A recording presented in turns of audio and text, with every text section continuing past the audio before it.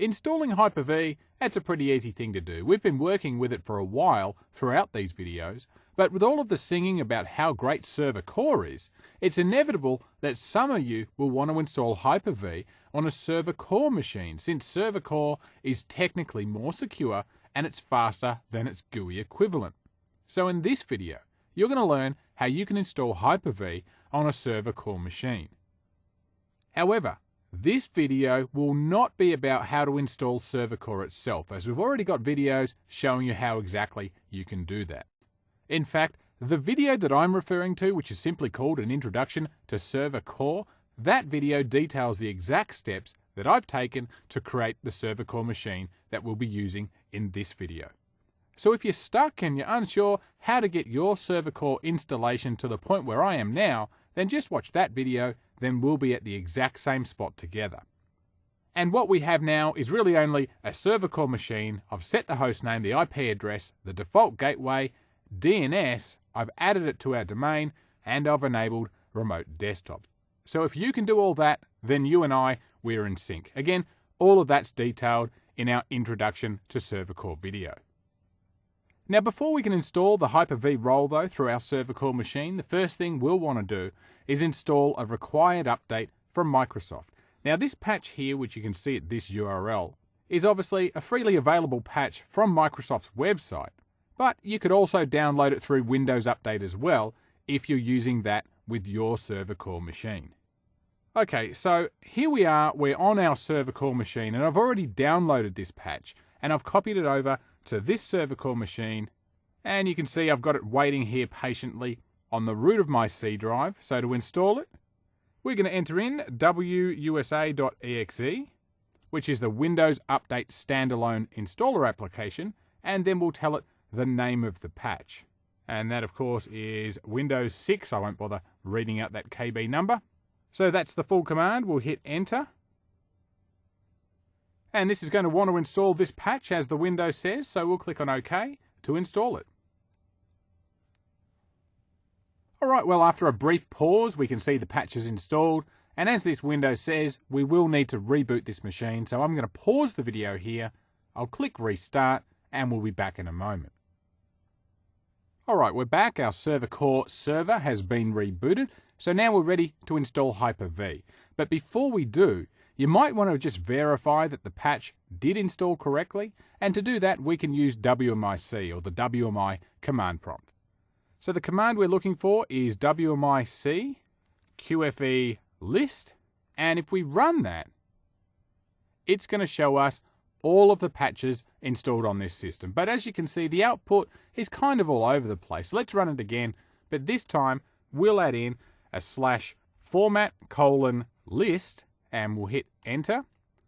And now we've got some nicely formatted output here, and it's going to show any patches and service packs that have been installed. And if you're seeing what I'm seeing right now, and that's this patch here, this hotfix here, then you're ready to install the Hyper-V role. Alright, so let's do that now. So we'll use the following command, start/w oc setup, and we're going to be setting up the Microsoft Hyper-V role. Now this is a case-sensitive command here, so you will need to type it in as you see it with the capitalization of the Microsoft Hyper-V. So we'll hit enter, and even though we're installing a role here, I'm not going to bother pausing this video, as you'll soon see that it's pretty quick to install this, certainly quicker than using the Server Manager console that we'd use from the Windows GUI. Okay, well, it's done. We're asked to restart this server, so this time again we're going to pause the video and we'll click yes to restart. Okay, well, we're back. Our Server Core server has been restarted, so we'll want to verify that Hyper-V was in fact installed properly. So to do that, we'll use the oc list command, and we're going to pipe that into the find command, and we'll look for the word installed. Now, we'll hit enter. Actually, if we run this command, what it's going to do, it's going to output all of the roles and show us whether they're installed or not. Now, truth be told, this output here is a bit messy, and if we scroll up past all of these roles here that are shown as not installed, you can see here that Hyper-V is in fact listed as installed. But to clean up this output a little bit better, we could rerun that same last command, but pipe the output there into the find command again, and this time we'll use a dash or a /v switch, which tells our find command not to show what we find, which is the text. This time we'll be looking for the term not installed. Alright, well, we'll hit enter there. And what we should see this time, our output has been cleaned up and it's only showing those roles that are actually installed, which, as you can see this time, is only our Hyper-V role that, of course, we just installed a moment ago. So now we have Hyper-V fully installed on our server core machine, and it's ready to begin work as our host for our virtual machine, and it's ready to be managed. But that might beg the question, how do I manage Hyper-V now? There's no GUI. Well, that's true. But if you want a GUI, you can have one. You can easily download and install the Hyper-V management tools for Windows Vista, and you can find that on Microsoft's website. Or you can install the Remote Administration tool on a GUI version of Windows 2008.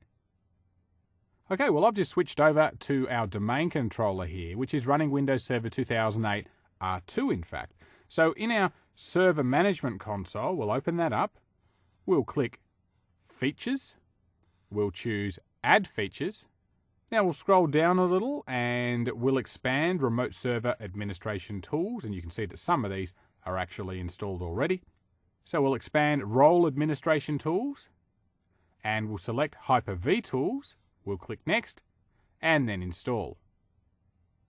Now if this machine was already a Hyper-V server, we wouldn't then need to install these tools. We'd just pop open Server Manager and connect directly to our server core machine. But this is a valid alternative when we don't have a GUI version of Windows 2008 that's already running Hyper-V. Alright, well, it's done, so we'll click Close. Now we'll click Start. We'll choose Administrative Tools, and here we've got a new option, the Hyper-V Manager. So we'll fire up that console.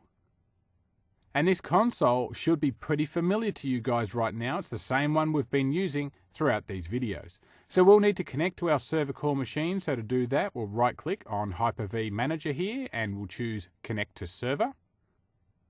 Now obviously it's not going to be this local computer since this machine isn't running Hyper-V, so we'll choose another computer, and the host name of our server core machine I simply called SO1. So we'll click OK. And if everything's good, we'll be connected to our server core machine that's running Hyper-V. And obviously, this is bringing up the familiar console that we've been using throughout these videos. So using this method, you're able to manage your server core Hyper-V role just like you would any other GUI-enabled version.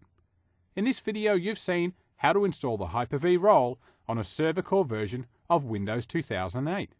It's pretty easy to install Hyper-V. It's just a couple of commands, and here we are, we're managing our server core Hyper-V role.